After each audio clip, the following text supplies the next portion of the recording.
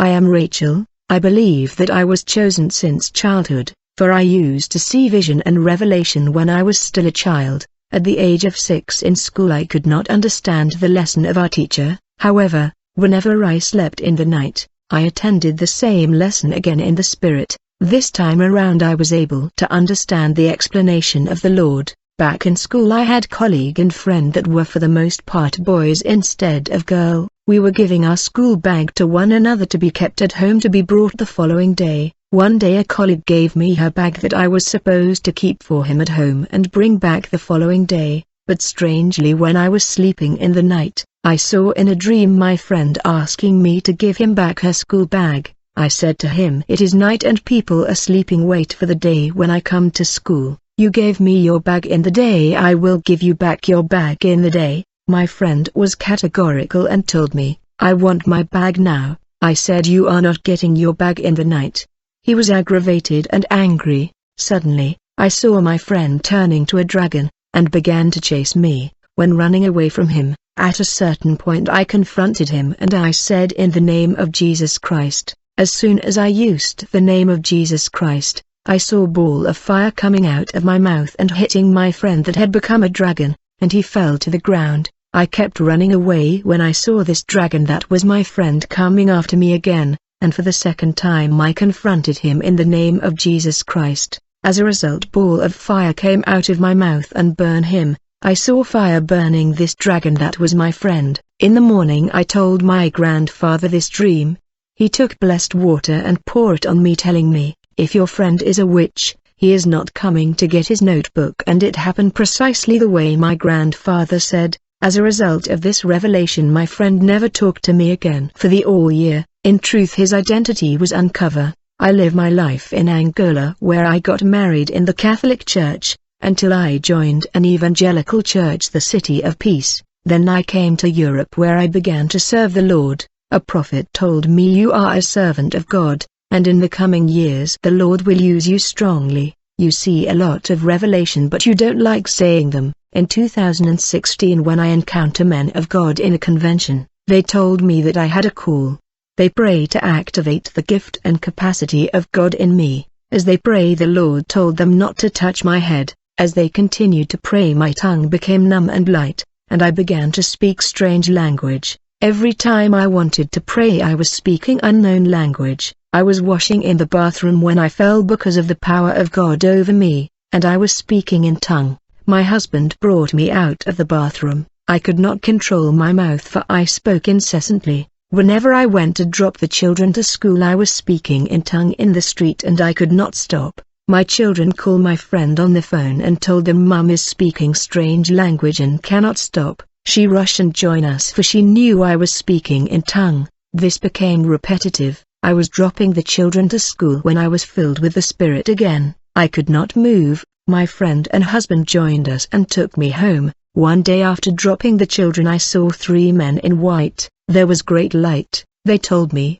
"We were looking for you." I asked them, "Who sent you?" They told me, "The one who sent us is in heaven." Immediately they held me and we began to rise in a tremendous speed like a rocket. When we arrived in space I saw the heaven opening. Quickly I saw that these men were not with me. I saw they were already preceding me in the sky and they called me to join them. When they were calling me, my instinct was to look down to the land, and when I tried to look down to the earth, I saw like a huge and dark pit. I asked these men, "What is this dark pit?" They told me, "You come from there. Your world is inside this black pit. The earth is there in this dark pit." When I saw that our world was inside a dark pit, I was scared and I cried. I saw a little light shining in this pit. These men told me, "This is the light that enables you to live in the land." I was in pain to see that our world is inside a black hole.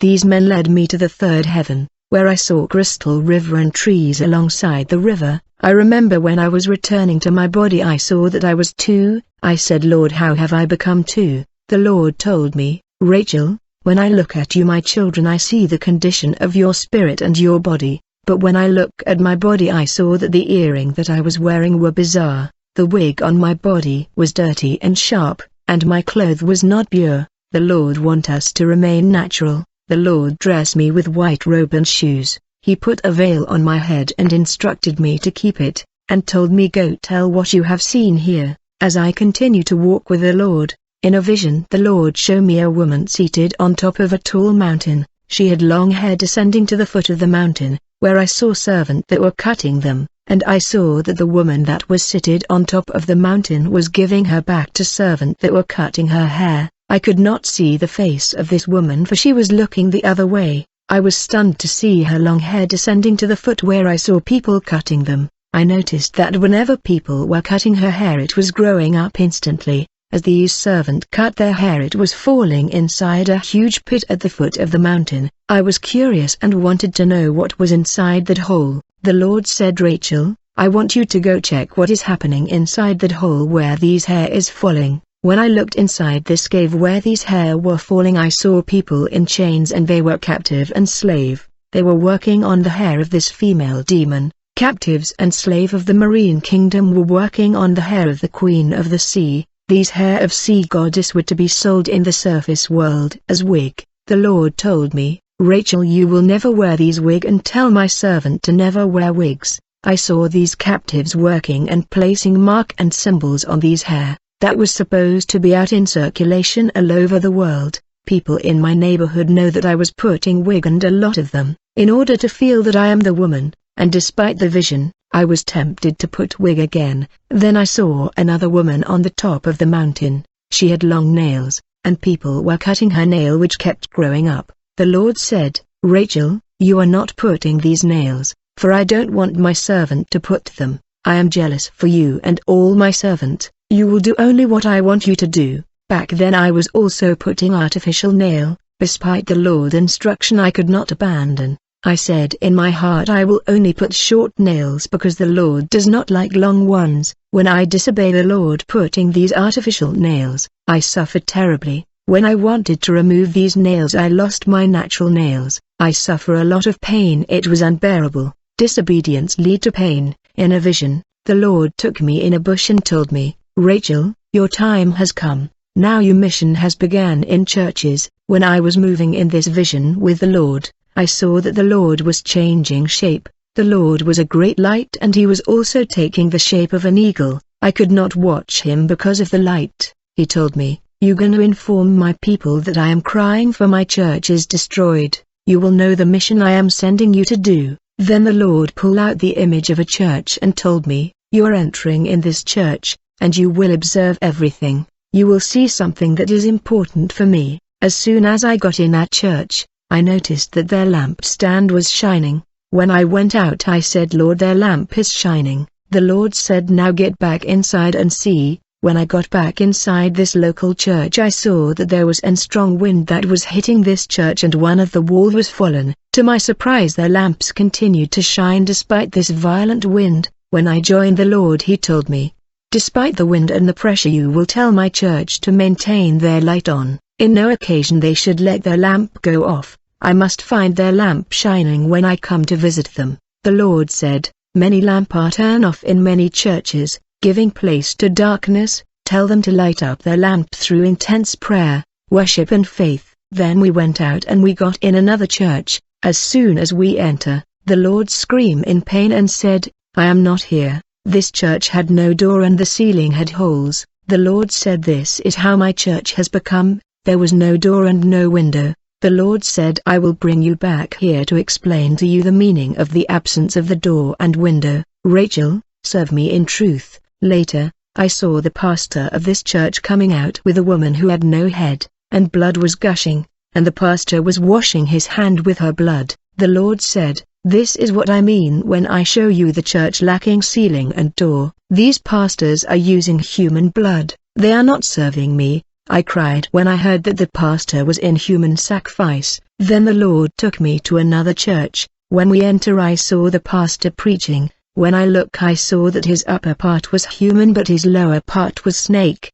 He was a merman. Jesus said, this is apocalypse, the end of time. Then we went out of there quickly. Then we got to another church. There was no light. There was nobody in the spirit, but in the physical there was a church with people. I said, Lord, what is the meaning of this? In the physical this is a church but in the spirit there is nothing. The Lord said, I will bring you back to explain to you all this." When we enter another church, I saw that the pastor was not shining. The Lord said, "His problem is that he has to intensify prayer and worship, in order to ignite the light, for his light is low." He is not a bad servant, but his light is low. Intense prayer and worship is enough to cause him to shine. The Lord said, "Look how they are pulling away his sheep." I saw people leaving his church and he was unable to stop this because of lack of dedication in prayer. The Lord said, "How can my light shine if there is no prayer and worship?" The devil stopped prayer in his life. I felt pain in this place.